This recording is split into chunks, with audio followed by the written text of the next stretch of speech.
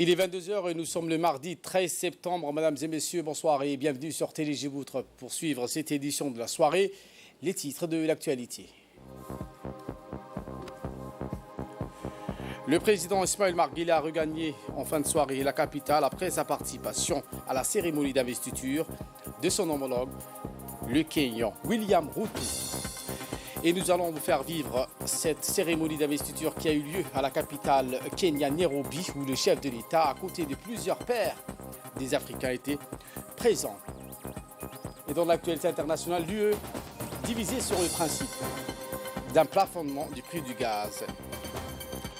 C'était les titres. Merci si vous nous rejoignez sur Télé-Djibouti. Nous entamons cette édition avec le chef de l'État qui a regagné en fin de soirée à l'issue de sa participation à Nairobi à la cérémonie d'investiture de son nouveau homologue kenyan, M.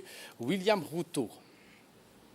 Une cérémonie d'investiture qui a donc pris les allures d'une communion générale des Kenyans qui ont donné donc la pleine mesure de leur attachement profond à leur vivre ensemble dans la cohésion sociale. Donc le président Guelleh a regagné en fin de soirée la capitale à l'issue de sa participation à cette cérémonie d'investiture. Il a été donc accueilli à sa descente d'avion par le Premier ministre Abdulkader Kamil Mohamed ainsi que plusieurs autorités du pays. Dans une intervention faite à l'occasion de cette cérémonie d'investiture, le président kenyan William Ruto a mis l'accent sur sa détermination à combattre les précarités sociales par le biais notamment d'une politique de création massive d'emplois à travers le développement des petites et moyennes entreprises.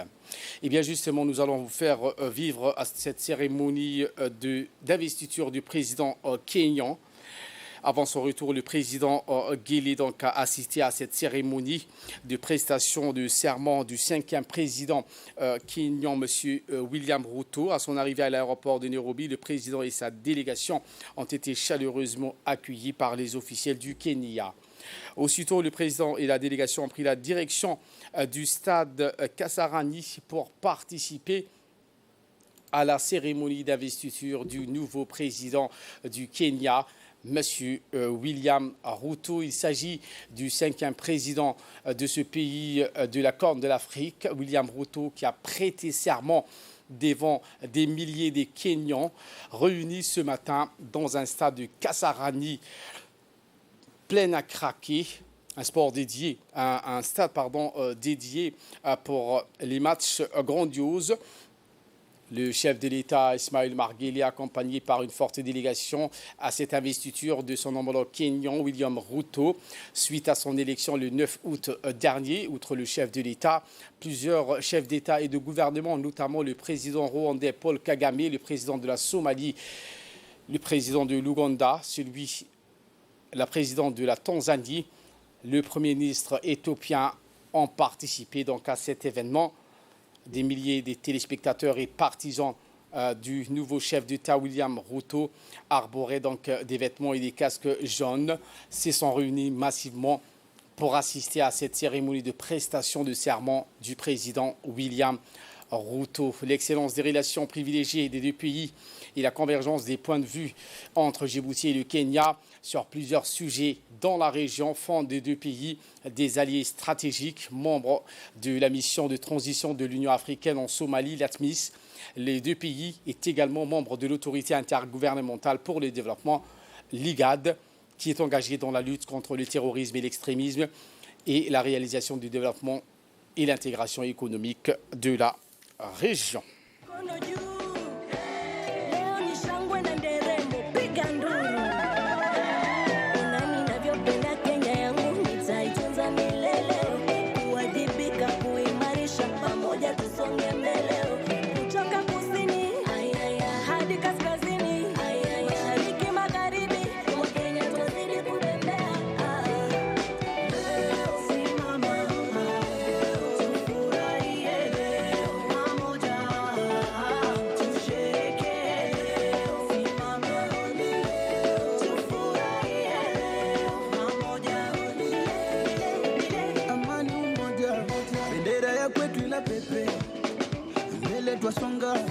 bega kwa bega twatembea.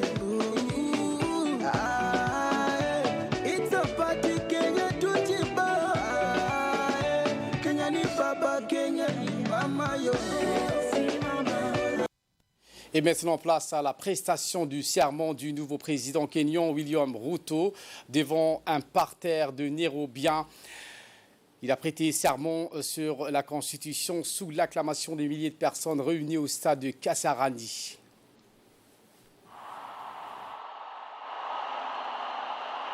In full realization of the high calling I assume as President of Kenya. Asante. Tutulie ili tuendelee na kutia sahihi.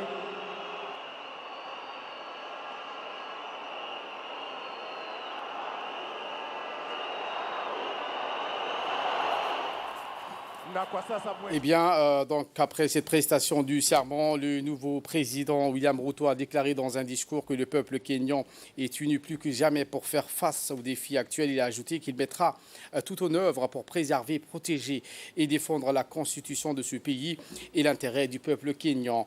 Plusieurs groupes et danseurs ont assisté à cette cérémonie. À noter également la présence de 14 chefs d'État et de gouvernement, dont le président Guilé, qui ont assisté à cette cérémonie de prestation de serment qui s'est tenue au stade Kasarani, le plus grand de la capitale de Nairobi, avec plus de 10 000 personnes venues donc assister à cette cérémonie d'investiture.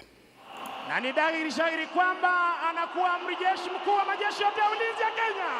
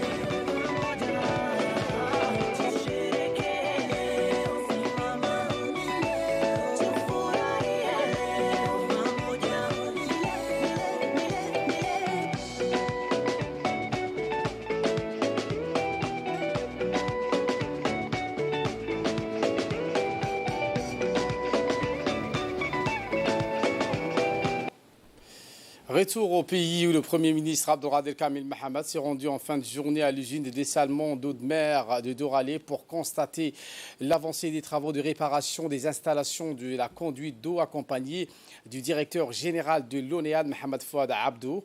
Le Premier ministre s'est entretenu avec les responsables des opérations de la société espagnole Tidagua.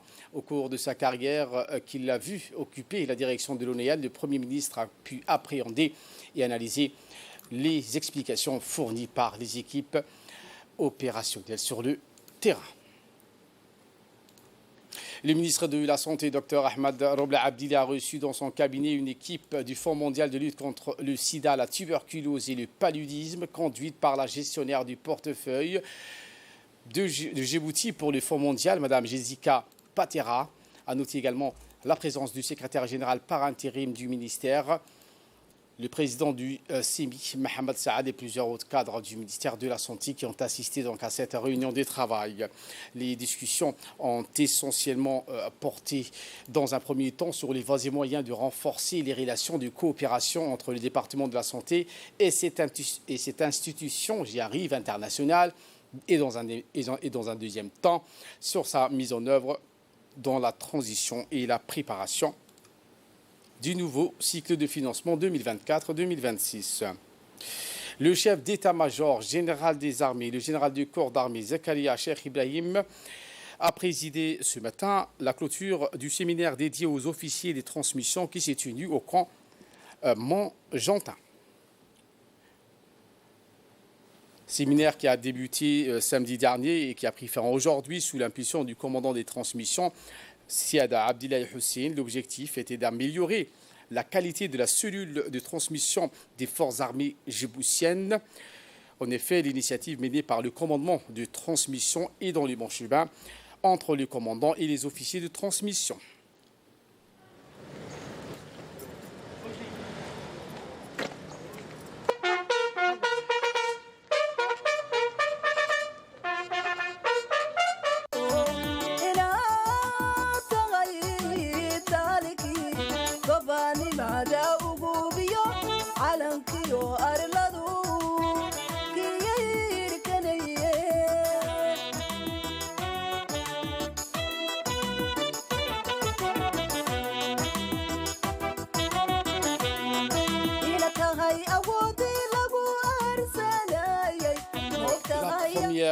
Donc, pour un partage de savoir et une issue aux problèmes liés aux difficultés qui s'y manifestent aux forces armées djiboutiennes. Cette visite donc a vu la participation, outre du chef d'état-major général des armées, le chef d'état-major de défense, le général Tahir Ali Mohamed, les sous-chefs d'état-major de la défense, le colonel-major Mohamed Rayad Ghili et le lieutenant-colonel Ibrahim Zakaria Cheikh Ibrahim, directeur général des départements des relations internationales, et quelques officiers de haut rang.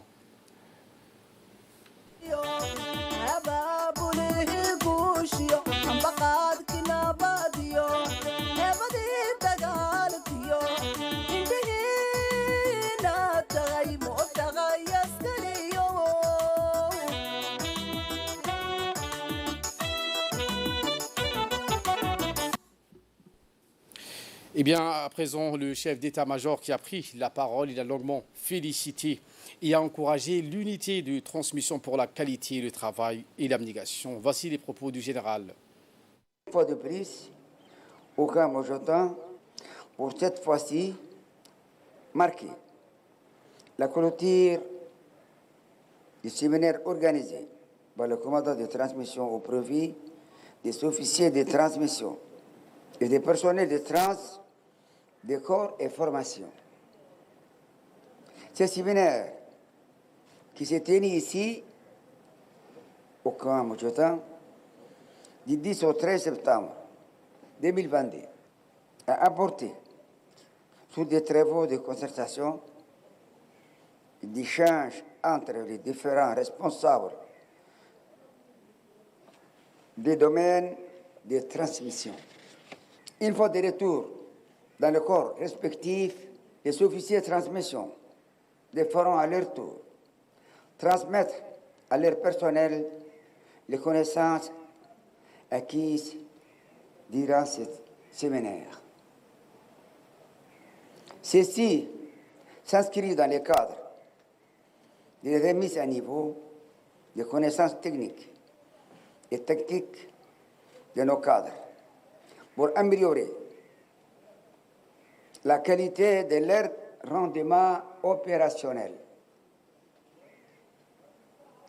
L'instruction et l'entraînement doivent être toujours en tête de nos priorités afin de relever les défis qui se posent. Ce séminaire, le premier de son genre, a été réussite et doit être régulièrement organisé dans tous les domaines techniques. Je pense que les officiers de transmission ici présents ou absents à ce moment, représentant leurs corps respectifs, et on peut durant ces 3 jours bénéficier de ce séminaire. Je tiens à vous féliciter et vous encourager à préserver soigneusement l'unité de transmission de votre corps ou votre information. Je profite de cette occasion pour féliciter le commandant Siyad Abdullah Hussein, commandant de transmission, et l'ensemble de ses personnels pour sa motivation et l'excellent travail réalisé. Je vous encourage à relever les défis qui vous attendent dans les montées en puissance des futurs bataillons de transmission des armées. Je vous remercie. Bien, cette cérémonie s'est clôturée avec la remise des cadeaux au profit des participants du séminaire de transmission. Et regardez.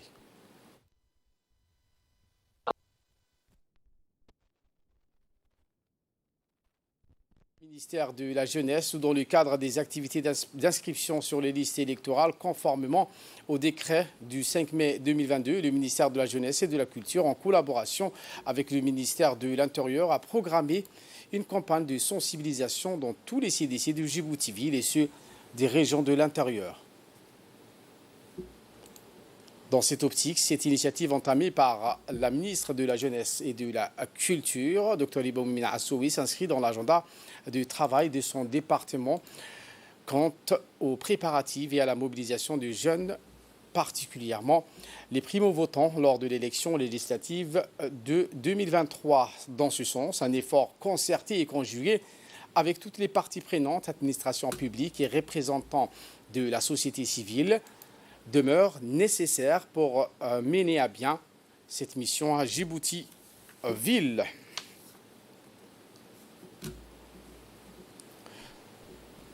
Et voilà qui nous ramène de parler de cette cérémonie de signature à Arta, cérémonie de signature d'un contrat de construction d'une école primaire dans la localité de Hibelei qui a eu lieu au bureau du préfet d'Arta entre l'ambassadeur du Japon, Otsuko Yomiya, l'ambassadeur du Japon accompagné d'une délégation, et le président de l'association Synergie Rurale d'Arta, M. Hassan Darar, accompagné des membres de l'association et en présence du directeur du projet du MENFOP, M. Abdelrahman, ainsi que l'inspecteur régional. Bien après cette cérémonie de signature de contrat, l'ambassadeur et sa délégation accompagnés du préfet d'Arta et de la vice-présidente ont visité le lycée d'hôtellerie d'Arta et ses équipements de formation en cuisine pour pouvoir donc appuyer en mettant à leur disposition des centaines de matériel. Et de là, nous passons aux nouvelles du monde. La Commission européenne qui envisage de plafonner le prix du gaz importé afin de réduire la facture énergétique. L'option est loin de faire l'unanimité. Elle a même révélé la semaine dernière les divisions entre les 27 ministres en charge de l'énergie. Le cœur du problème concerne l'ampleur de cette mesure. Faut-il l'appliquer uniquement sur le gaz russe ou sur toutes les importations?